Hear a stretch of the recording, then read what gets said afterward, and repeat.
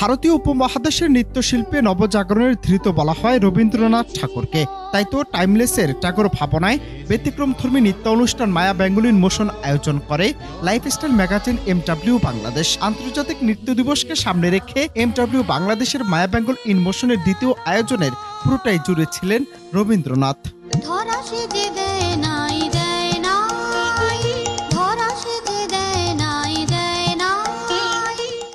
গেল শুক্রবার রাতে রাজধানীর তেজগাঁওয়ের আলোকিক কনভেনশনে আয়োজন করা হয় ব্যতিক্রমধর্মী এই নৃত্য অনুষ্ঠানের। শুরুটা হয়েছিল আনিসুল ইসলাম হিরু ও চাঁদনির আগুনের পরশমণির ছোঁয়ানোর মধ্য দিয়ে। এর পরপরই এদেশের নৃত্যাঙ্গনের উজ্জ্বল তারকা সাদিয়া ইসলাম মুয়ের রবীন্দ্র নৃত্যনাট্য শ্যামা শুরু হয় মানুষের মন আকর্ষণে।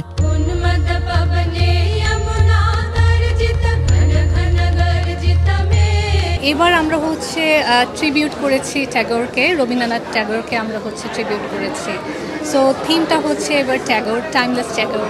পৃষ্ঠপোষক যদি পাই, আমার মনে হয় যে এটা আসলে আরও এর অগ্রসর হবে এই অনুষ্ঠানটা, অথবা এই ধরনের অনুষ্ঠান। সব মিলিয়ে এদিন সন্ধ্যা রবীন্দ্র সৃষ্টিকে উপজীব্য করে তোলে আলোকের এই ছোট্ট মঞ্চে যেন উঠে এলো ভারতীয় বৈচিত্র্যময় সংস্কৃতির বিপুল বৈভব। অভিব্যক্ত বাংলার শাশ্বত আকাঙ্ক্ষা থেকে উচ্চারিত আজি বাংলাদেশের হৃদয় হতে কখন আপনি গানে সুপ্রাচীন মণিপুরী নৃত্যরীতির মধ্য দিয়ে এবার আয়োজন শেষ হলেও শেষ হয় না দর্শকদের মুগ্ধতার রেশ।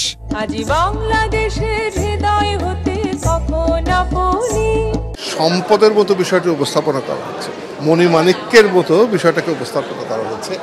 প্রগতির পক্ষে একটা আন্দোলন। এটা রবীন্দ্রনাথকে নিয়ে যে এরকম একটা অনুষ্ঠান এই ইয়াঙ্গার জেনারেশনরা করছে, সেটা আমার খুব ভালো লেগেছে। সংস্কৃতির আদি ভাষা এই নৃত্য এদেশে বরাবরই পৃষ্ঠপোষকদের সহানুভূতির থেকে বঞ্চিত। তবে সব সময়ের মতো এক্ষেত্রেও অগ্রগামী দেশীয় স্বনামধন্য ব্যান্ড স্কোয়ার। এই নাচের বিষয়টি কিন্তু অনেক আদি, আমি বলবো আদি। আমাদের বাংলাদেশেও কিন্তু অনেক নামি দামি নৃত্যশিল্পীরা আছে, এখনও আছে, এবং আর কিন্তু এটাকে সেইভাবে ফোকাস করা হয় না।